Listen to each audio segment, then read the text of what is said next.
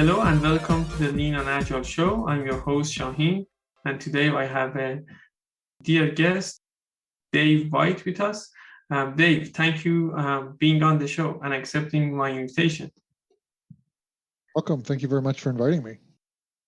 I have met Dave in one of the community events, and this community event was made possible because of pandemic, so that we were having a virtual community events from all across Canada. And from that moment on, I followed Dave, and I told myself that Dave is a person that I need to bring on the show and everyone to hear his experience and his thoughts. So I wouldn't do the justice telling who Dave is. So I'm asking you, Dave, tell us who Dave is and anything that you want to highlight.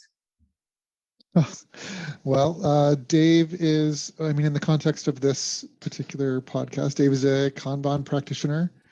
I'm an IT professional for 20 plus years. I remember there was a time I wanted to say, yeah, I've been in IT for 10 years, and now I don't want to tell people I've been in IT for any longer than I have been, but it has been at least 23 years now, I think. From a Kanban perspective, I guess, I was the first AKT in Canada. So I did a masterclass with David Anderson in late 2011 and asked questions, and my company had questions at the time, and like, how do we teach this? And so I became one of the first AKTs in Canada and one of the first AKCs in Canada. So that's, from a Kanban perspective, that's me. Right. And tell us a little bit before the Kanban, like you said, 23 years of the professional, how you end up becoming like looking to Kanban more, how you become interested. Yeah, for sure. So I guess my career started as a developer in 1997. I worked for an oil and gas company here in Calgary, and we started this new project, and this new project was going to be different than any of the projects that we had been doing at this big company.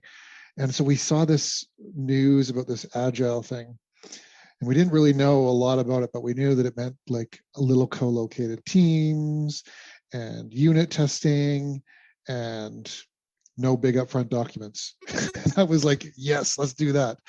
So probably in 2000-ish, we started doing Agile just in our little pod. At one point, we were using NUnit 1.0, and we were working with James Newton. James Newton, is that right? I don't think that's right. We were working with the author of NUnit, and we were giving him ideas and bug testing it, testing it, and eventually I got put on the NUnit 1.0 page as a participant or something like that. So it was kind of interesting that way. So that was my introduction to Agile from like a technical perspective, in 2000, 2001. And then I became a consultant in early 2006. And because I had a whole bunch of experience with Agile teams and Agile technical practices, I started participating in that and consulting perspective. And then they said, let's teach people how to unit test. And there's this new thing called Scrum and Certified Scrum Master. So let's get you to do that. So I took the Certified Scrum Master training in 2006 or 2007. And I was a really strong advocate for Scrum for a long time. And I'm still, I'm a little bit biased. I'm an advocate for people who have started with Scrum. I might not start them there myself if there's nothing in place, but people who are doing Scrum, they're doing good work, and it's not a bad place to be if that's where your problems are. Anyway, so I did that, right? Teaching TDD and BDD and teaching or learning Scrum and consulting for teams to do Scrum. I never became a certified Scrum trainer. That was a really difficult path to follow. So then in 2011, I changed to another firm, and they were like, we heard about this thing called Kanban. We want you to go figure that out. So that's when I went and took David Anderson's masterclass in Washington, D.C. And that was sort of when I got exposed to something that was going to eventually answer all of my problems that I had with other prescriptive agile methods, Right. with Scrum and XP, and they weren't. I don't know. They were very focused on software, which wasn't always the problem. They were very focused on teams and technical practices, which are often not the problems. So from 2011, I was really like, this can help companies. And so I have been doing and advocating for Kanban ever since. I'm sure it's not going to be understandable or recognizable by us if you tell us what have you seen in that AKC that changed your mind. But can you give us a glimpse of it? What was the light that you saw there? Well, one of the things that was, it's probably immediately relatable to a lot of people who listen or talking about Agile, is like, Kanban doesn't estimate. Mm-hmm. It doesn't say, tell me what you think, and I'm going to write that down. And then we're going to hold you to it, which is not exactly what Scrum means, but that's how Scrum was implemented, right? Mm-hmm. So estimation and getting it out and saying, hey, let's look at what we did in the past and use that to predict what we might do in the future with a little bit more certainty than just asking people to pull a planning poker card out of a pile and say, hey, I think it's going to be an 8, which again, I think there's nothing wrong with planning poker, but it was just too easy for people to take that and convert it into ideal days or ideal hours or something like that. And Kanban was just like, we don't have that. So estimation for sure was something that really resonated with me. The other thing that really resonated with me was the fact that Kanban wanted to reach out to spread across the whole company, whereas Scrum, XP, various other things, they didn't.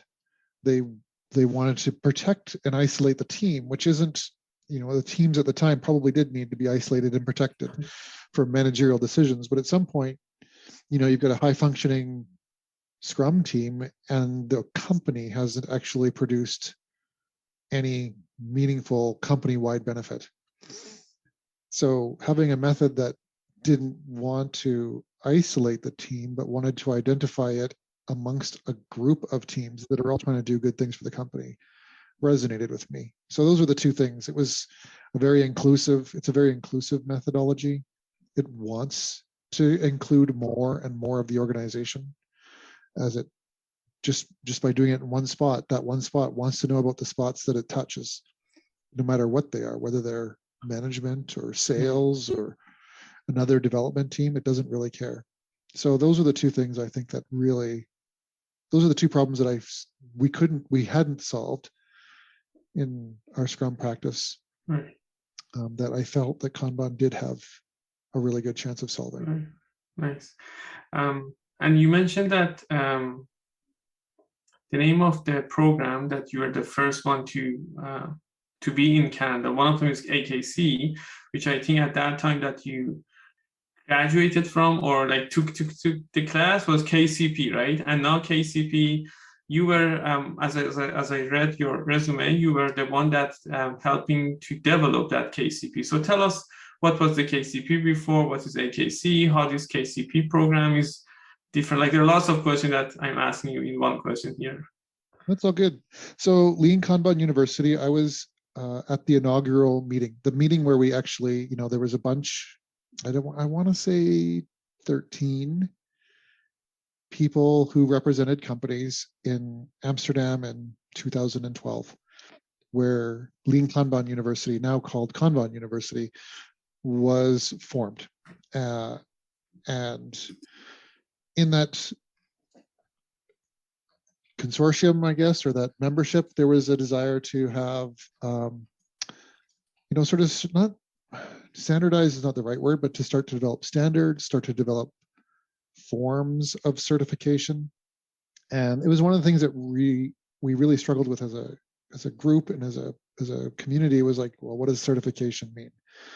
But one of the first certifications that could be done was the accredited Kanban trainer, So people who had been vetted, who had seen the material or written material and demonstrated that they knew how to teach Kanban. So we could accredit Kanban trainers. So that was the AKTs. The other one was a little bit more difficult, and it was the Kanban coaching professional group or designation. And this was, again, vetted by your peers, where you were determined to be a coach of a certain level or a certain standard. So the Kanban coaching professional was someone who, if someone in the community said, hey, we need a good Kanban coach, who would Kanban University recommend? They would have said, oh, here's a list of KCPs. These are all coaches who have been vetted personally, in person, by the community and have been given this recognition. So that was what the KCP program was. And the AKC program is a rename. Everybody who was a KCP prior to the AKC program became a AKC, accredited Kanban coach. The KCPs now, the Kanban coaching professional, there is now a middle layer. So as people learn Kanban and attend classes, they get certifications for learning and attendance. And then there's a middle layer where they start down the coaching journey. So they're not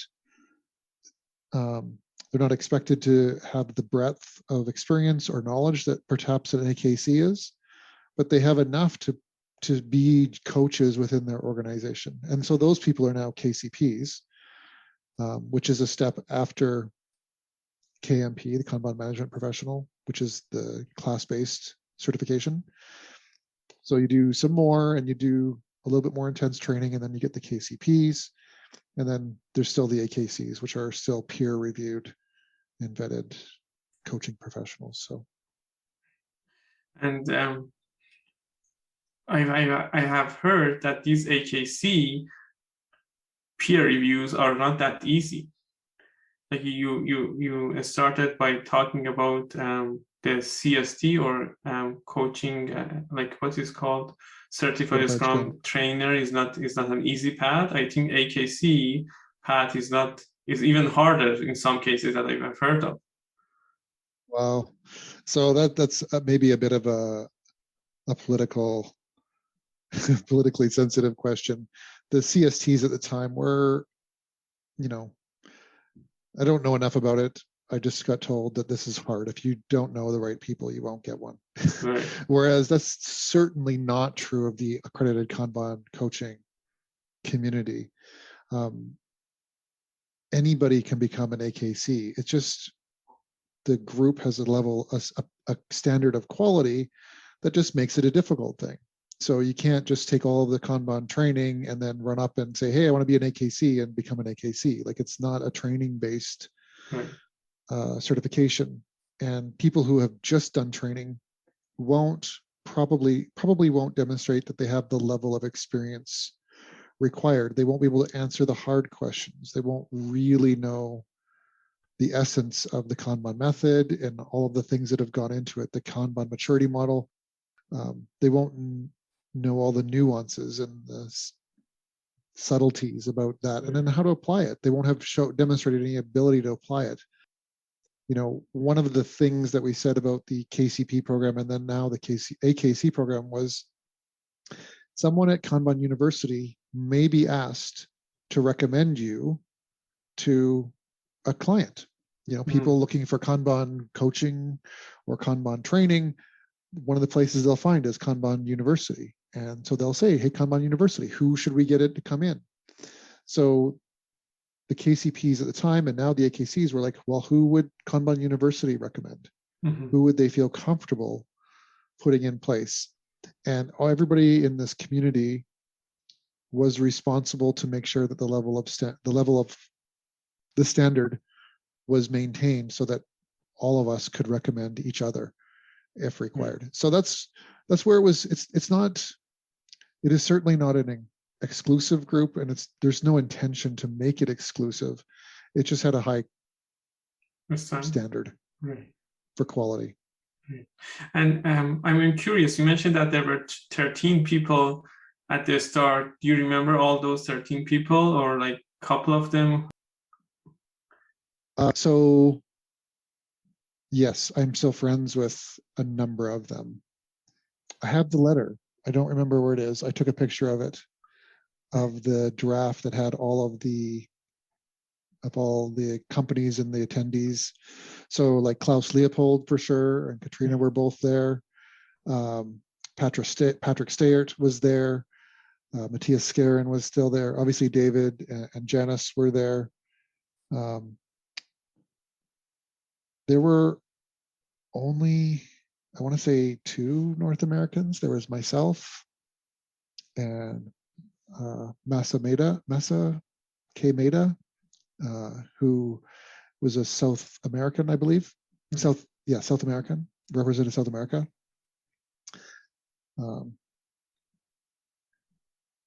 Jasper Bogue.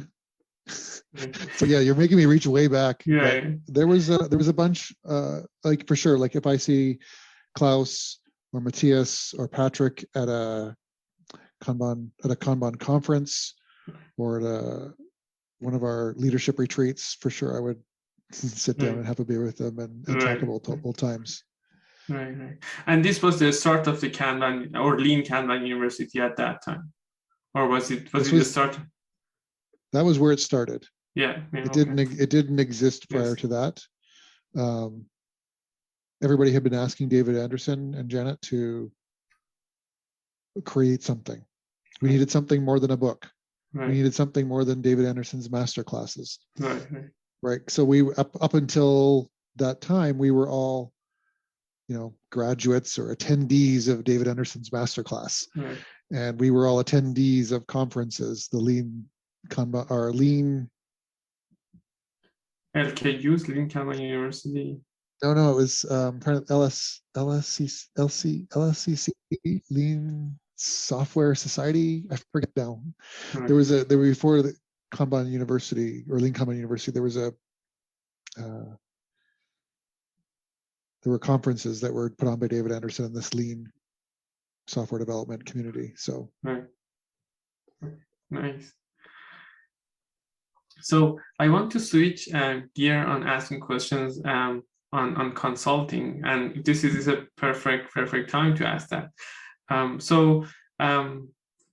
People are becoming KMPs, KCPs, AKCs, right? But in the real world, right, from a person that you said from 2011, if I remember correctly, you're actually practicing Kanban, right? It's 10 years now. So what are the horror stories as a consultant, or what are the turning points that you can share with us as a consultant that you have seen that other people that are consulting as a Kanban coach or a Kanban consultant should be aware of? Good question. And, I've been consulting. I have been a consultant professionally, a hired gun, whatever you want to call us, for 15 years now. So in 2006 is when I joined a consulting firm here in Calgary. And I was employed by them, but I was sourced to various companies that needed help. So I guess, the horror stories that I've seen, I've mostly dodged them myself because I knew not to overpromise, which is what I see a lot of people do when they get into Kanban for the beginning, or they hear the buzzwords about Kanban. It's like, oh, Kanban solves all the problems. And that's really not true. Kanban doesn't solve any of the problems. It just gives all of us different tools to solve our own problems, more holistic tools to solve our own problems. So, the horror stories I've dealt with have been, luckily for me, from a Kanban perspective, just helping clean up that misjudgment on someone's part. Oh, they told us Kanban would do this, and if we do Kanban, we don't have to have stand-up meetings, or we don't have to plan, or we don't have to do this. I'm like, that is not true at all. Right?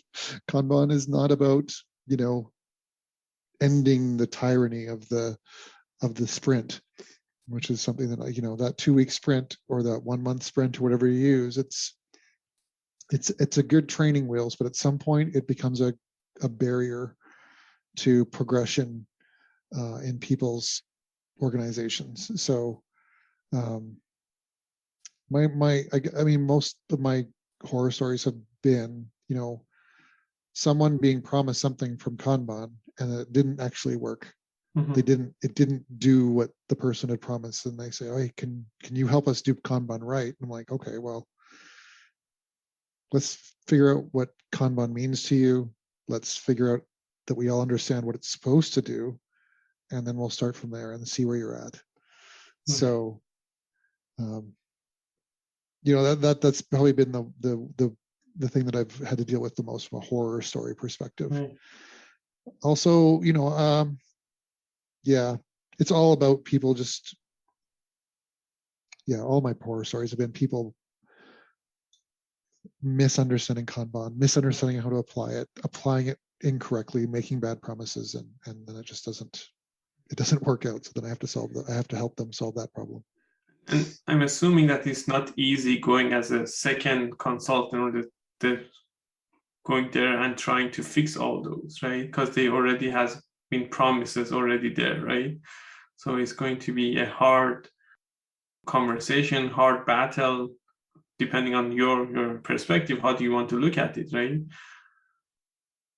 That's one of the things that's really, I think it's something that's really underappreciated about Kanban method, the Kanban method, and good practitioners is like they don't actually come in with it. They know that there's a hard problem to solve. There's always hard problems to solve. But if you come in confident that what you have been taught, what you teach, what you believe in actually is the long-term solution, and you don't make any short-term promises, I find it's easier for me. I don't get flustered when I have a difficult problem to try to solve at a client. I make sure that we all understand what we're trying to achieve. What are the outcomes that we want? I don't make false promises. I don't need a job where I have to make a false promise and just to get the job. It's not good for my business as a consultant, as an independent consultant, to make promises and to let people down, because eventually I'll leave a string of people who have all been disappointed with my activities if I take that route. So I'm just upfront at the beginning. It's like, look, this is how long it's going to take. This is what you're going to have to do. And yes, there's people who've been said, okay, that's not for us. And they're probably still struggling. I don't know. I just move on, find the next company that actually does understand that this is a people problem, that it's going to take time to fix. There are no quick fixes in any company. Kanban is just a way to see your problems, describe solutions, put them in place so that everybody understands, and to bring all of your people together to solve these problems. And it's otherwise there's no quick fixes. I'm not going to go in there and design somebody's company, right? I'm not going to come in and say, hey, let me install Kanban. Any Kanban consultant who comes up to you and says, I'm going to install Kanban, you should just go running, because I'll be the one who comes in afterwards and says, I'm not installing Kanban. I can't fix your company, but I can help you learn how to fix it yourself. So I had one conversation with one of the AKTs, I believe almost a year ago in November, and we were talking about what kind of problems Kanban cannot solve.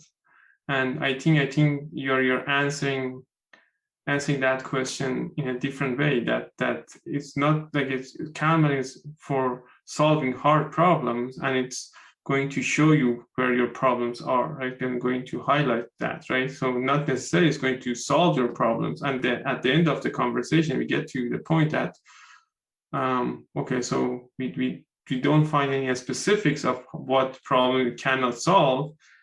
So we can we say that Kanban solves everything? And then we stop the conversation. That's a very big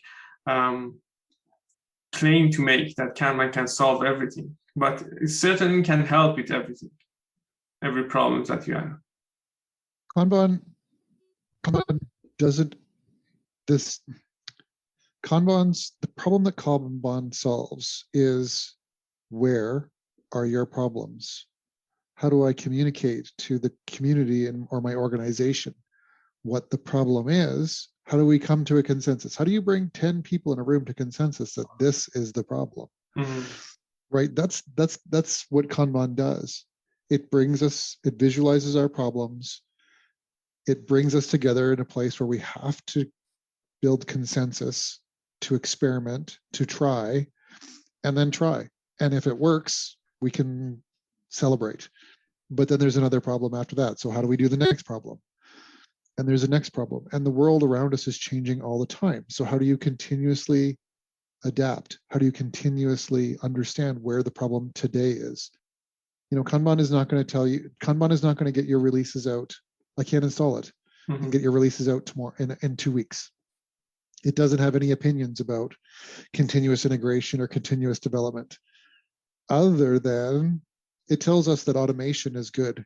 Any place where we can eliminate sources of delay, which is work sitting around or work being done that's repetitive and easy to reproduce from a mechanical perspective, we should do that. So it's unfortunate that an AKT would say that Kanban, it's unfortunate that AKT would say that Kanban doesn't solve all the problems, or it doesn't solve some kinds of problems, which means that they think that it was supposed to solve those problems in the first place. It doesn't talk about quality, like how do I build quality into the software, or how do I automate my development pipelines, or how do I do that? It doesn't teach that. It's not intended to teach that. It's just intended to say, hey, where is work sitting around waiting? Where is work taking a long time to be done? And how do I bring people together to experiment with making that delay go away? Mm-hmm. Right? How do I make sure that how do I bring people together to coordinate and make better decisions? And so, I haven't, from a work management, from a management perspective, I haven't seen examples that are better, because all of the specific methods that I've seen, Scrum, SAFe, XP, they all run into a barrier where their guidance on how to do it runs out of, there's nothing in the guidance. Mm-hmm. How do I do this? Well, I don't know. How do I do it in my company, with my people, with the people who I have in their experience level in my organization today? It doesn't teach you that, right? Mm-hmm. Whereas Kanban doesn't assume that anybody knows how, any one person knows how to solve this, or any one person can architect that solution. And so, I'm sure I'm dancing around this from a philosophical perspective, but you have to understand what problems Kanban is trying to solve before you start saying that it didn't solve this one or didn't solve that one. Mm. So and what I wanted to mention at the earlier in our conversation, when we were talking about solving problems with Kanban, was that the focus, or when we are talking about focusing on a high-performing team, or similar thing that you mentioned around it, is that Kanban doesn't focus on building that a specific team is looking at the work rather than workers, right? So by looking at that work, and then you can easily bring consensus. Not easily, but compared to other tools or techniques or frameworks, whatever we want to call them, right? It's easier to look at the work and look at how the flow of the work is compared. But just having that in mind, I'm emphasizing that a lot when I'm consulting and when I am teaching as well. And I find that very powerful at the start. And this was, I always tell other people that this was a great advice. And I think you kind of hint to that. But Alexei Zheglov, I did my KMP with him, and between the first and second one, his advice was, don't do it back to back. Let it sit, let it practice, come back with experience and ask questions so that you can get deeper into. And that was an amazing journey that I had. But just And by practicing those things, you think, you figure out, okay, what are these things? How do I focus on the work versus workers? Like, and it was similar to you. I started as a Scrum Master. I did that training. I become a CSP, like blah blah. And then I found out that there are some certain areas that we cannot move further, right? And then I was looking for an alternative, and this was that was one of the eye openings for me. Still, I'm learning. Still, I'm trying to focus on work rather than workers. But the fact that I'm talking about it, it shows how much effect it had on. And it's not easy. It's not easy to, because it's easier to blame a person, like do faster, or blame a team. Like, why aren't you guys delivering on time? You said so, right? So you said it's 8 points, right? Or whatever days, right? Why? But when you're looking at the bigger picture, that's what brings value, if I have to say. It's one of the things that's really powerful, and it's about Kanban, the Kanban method, is it just saying that focus on the work. You can control the work. You can't always control the workers. You can't control the skill level of the people. You can't control their motivation. Yes, you want to hire to have, as skilled or as experienced or as positive people as you can, but that's not us every day. Every day we're a little bit different. We're sad, or we're happy, or we're tired, or we're energized, and the variation that can come from those things, and they don't necessarily come one day at a time. It might become like, oh, I've been exhausted for 5 days, or I've been super energized for 5 days, and then now I've made everybody look bad around me, or everybody thinks that this is what I'm going to do for the rest of the week, right? When you focus on people, and the solution is from people, and this is one of the challenges that I have with the idea of building hyper teams or hyper performant teams, is like, it's still people.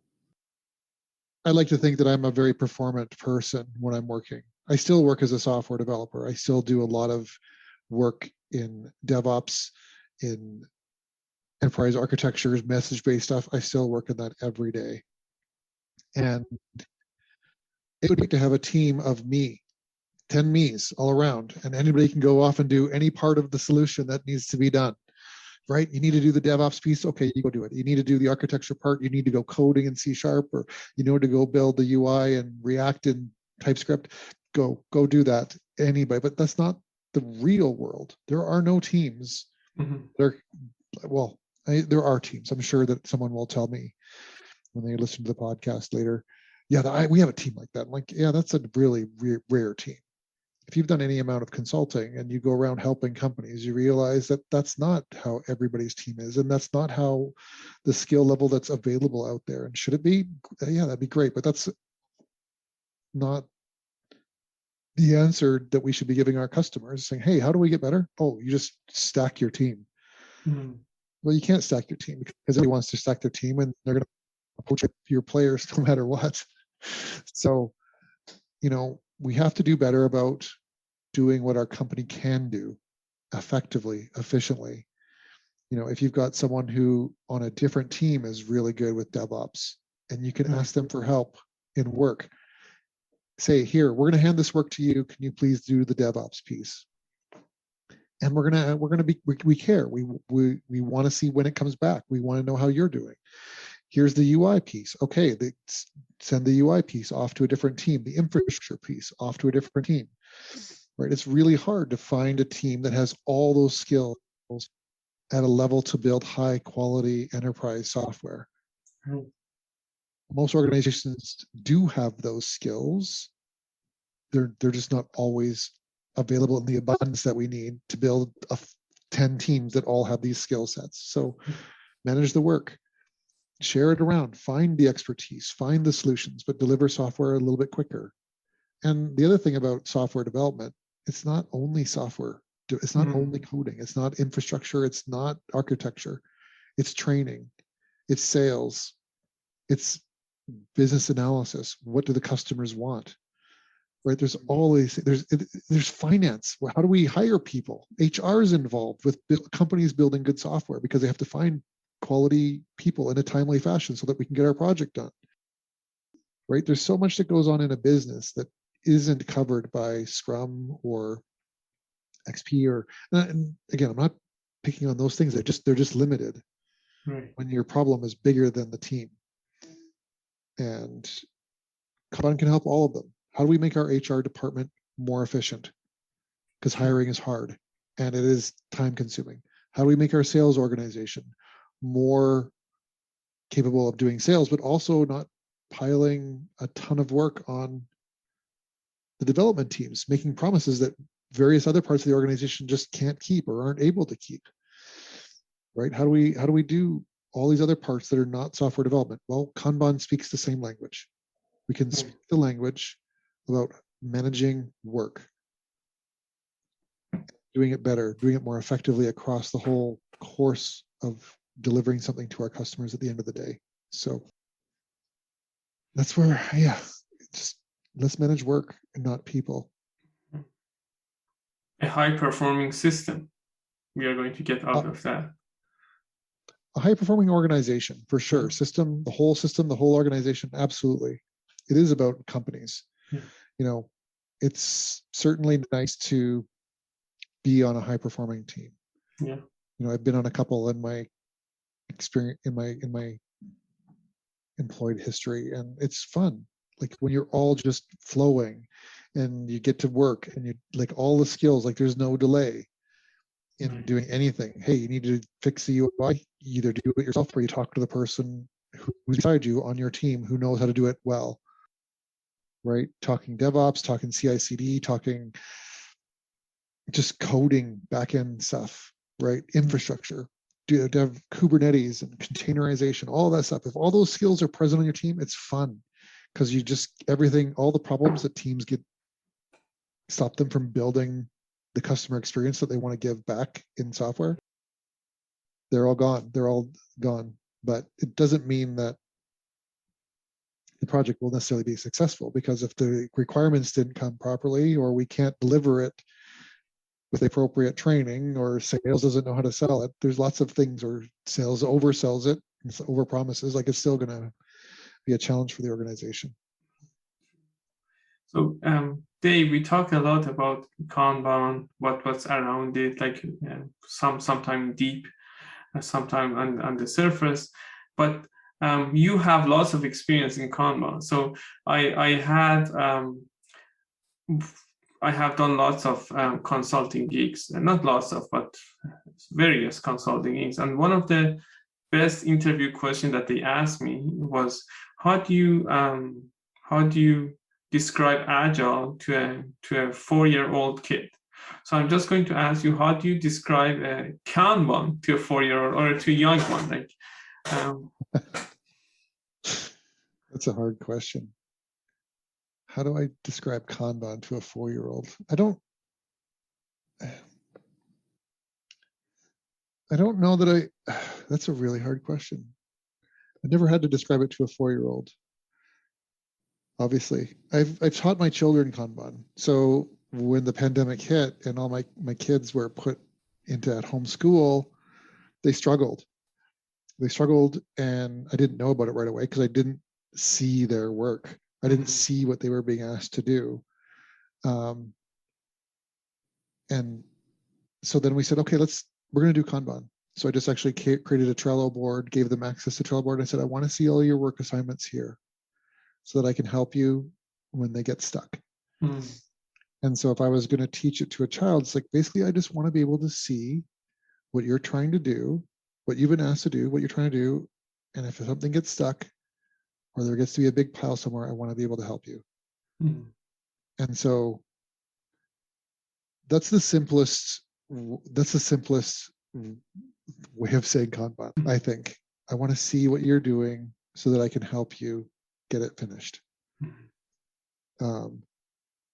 It is really, it's a lot more, the 30-second and the 5-minute and the half-hour conversations about what Kanban can fully do. But that was very good summary, if I may say. I just came up with that. So just never been asked that question before. So we are coming to an end. I have one question for you to ask for the people that want to start with Kanban, because I think it was Hugh that he tweeted maybe 2-3 years ago that Kanban is like an ocean, and as farther that you go deep into that ocean, you learn more about it. So you can get your feet wet with the like at the beach, and then try more and get more experience at consulting and coaching with Kanban. So for the people that want to start with Kanban, what are your advice or what are your suggestions? Yeah, so if you want to get started with Kanban, this is me a little bit biased in that I think that just know that Kanban University exists, and it's an organization that cares about the quality of its content and about the message. And there are a lot of Kanban companies out there that they have their own spin on Kanban. I'm not saying it's wrong. I'm not going to go explore them, and I've seen bad ones. So I would say that Kanban University is a good place to go for content. If you just keeping that in mind, then there's a book, Kanban from the Inside by Mike Burrows. Mm-hmm. It's a great place to start. At one point in time, David Anderson's book, Kanban, was the place to start from a book perspective. I think Mike said that before. Mike's book actually took what we learned between when David wrote his book and when Mike wrote his book and made Kanban easy to approach, made it easier to read. So I would definitely start with Kanban from the inside. I would also make sure, before you read a book, or before you go digging around in blog posts or whatever, understand what your problem is. Right? Kanban can we apply Kanban everywhere? Yes, I believe that. But you need to have that idea of what is my problem in your head before any of this content makes sense. So you can read, I think you can read Mike's book, and you can find your problems. But if you find your problem and then read Mike's book, it's going to be more valuable. Mm-hmm. So after Kanban as a source, as a place where you can find generally good Kanban content, Mike's book is definitely a great place to start. Then, if you can, and if you think that Kanban is a problem, I would try to attend one of our conferences. That's one of the things that the pandemic has taken away from us, which I'm really excited to get back to.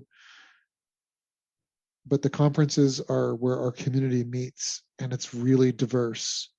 There's diverse companies, there's diverse people, there's diverse ideas. It's not all, just Kanban University propaganda. It's actually Kanban practitioners telling people their stories.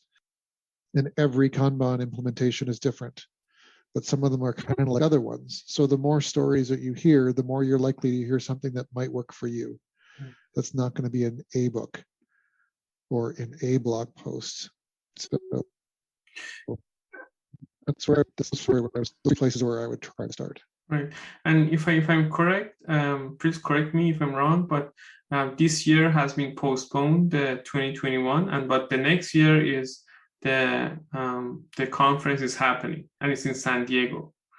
Right? It is in San Diego. It was supposed to be in San Diego last year, and it got canceled by COVID, the pandemic, and it is back. And they have said they're going forward. And so all of you, maybe this sounds bad, but go get vaccinated so you can travel. Go be safe, but plan to be in San Diego in I think it's May, maybe it's March. It's March, I believe. Yeah, it's March, and I will. I was going to go last year. I've already signed up for this year, so I will be going there and touching base with our community. And the good thing about it now is it's Kanban week, so there's the 3-day conference that Monday, Tuesday, Wednesday. But then if you're a Kanban practitioner, or it's a little bit. It's not a place for novices.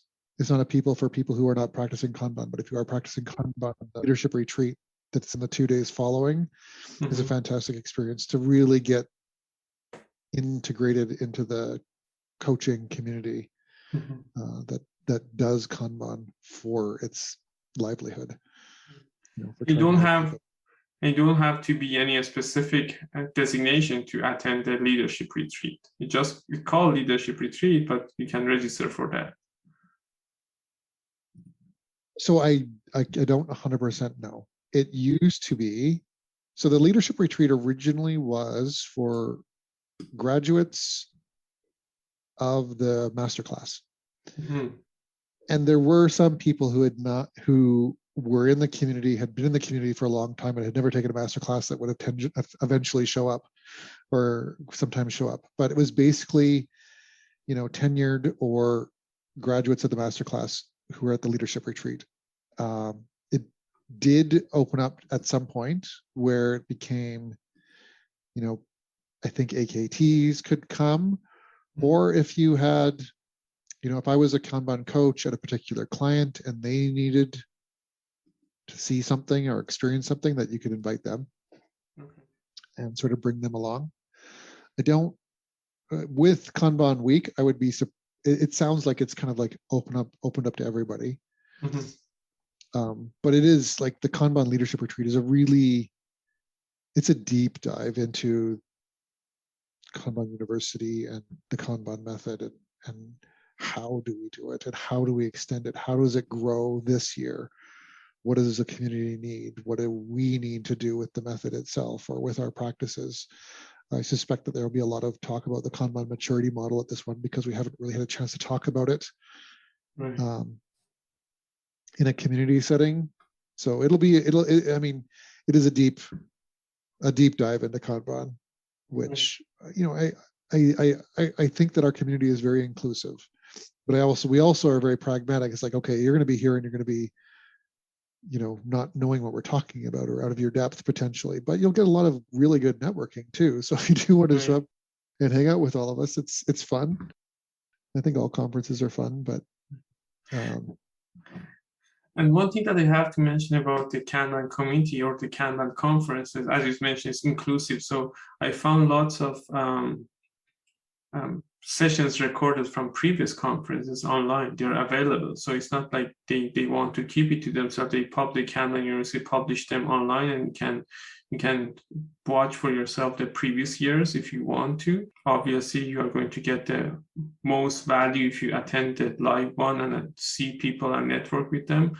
And one thing that I have to mention that at the start, I might have said that felt like the AKC or getting through this program is very hard. But again, the community is, I have heard lots of good stories that the community of AKCs and AKTs come together and help the fellow that wanted to get through that experience and become an AKC. So if you have gone through that one and have relaxed something, there's a good help around the community that I've heard of. I haven't taken the AKC, but I've heard 2 instances that the other AKCs have come to help to elevate that person to become an AKC. So that's a very good point about the Kanban community. I felt that myself through that, and I have heard, I'm hoping to be there for the conference as well. It's going to be my first one.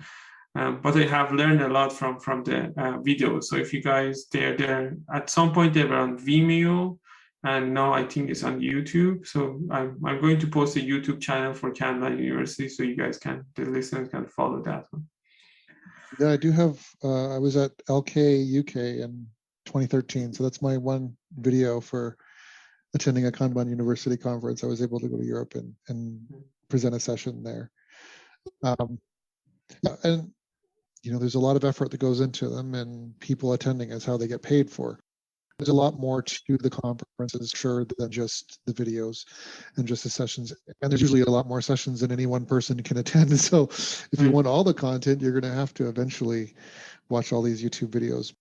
And it wants people from all over the place. We recognize that all of our problems are in different industries, in different companies, in geographies, in different ethnicities. They're all very diverse, and so we try to get people from all over those various diversities, bringing, what did you do?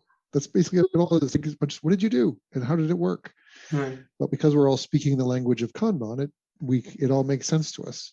Right. That's one of the things that Kanban does. It provides us that US language that all of us, generally speaking, understand one way or another, and it is. We do want to talk about it. We're kind of nerdy that way.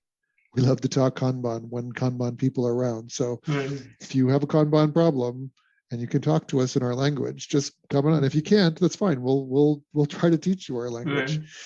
But and about the AKC, like one of the things that, and it's unfortunate that you got this idea that AKC was hard, or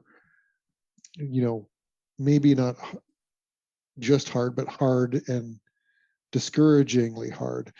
But if anybody AKC, don't hesitate, reach out to me. I don't mind.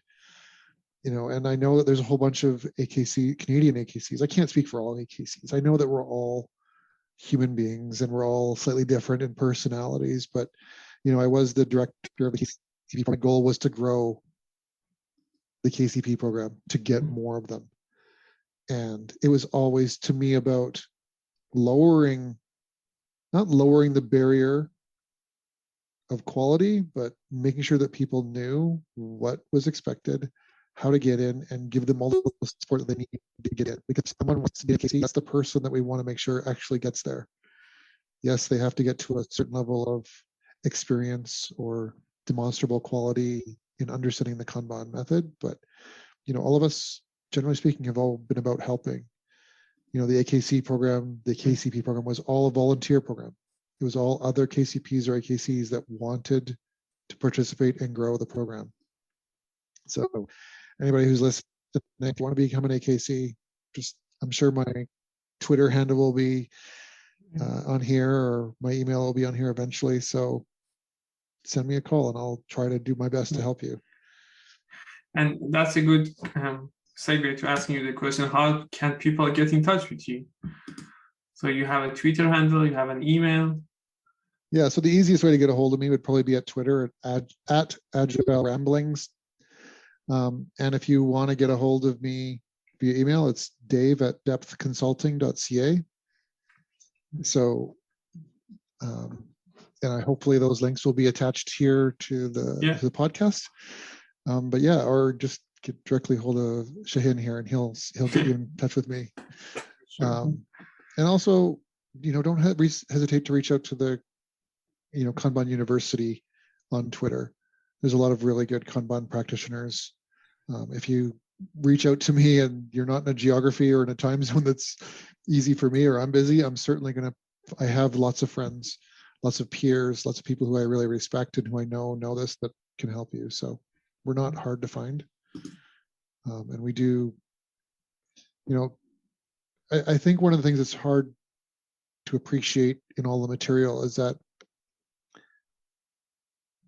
the Kanban method was created, I think, to make life better for people. That's why David did it. That's why Mike did some of his work, right? All of us are trying to find a more humane way to work, right? So, all of us who are really deeply involved in the Kanban community, we're all trying to make our work lives better. And help other people learn how to make their work lives better and be involved with our community. So thank you, Dave.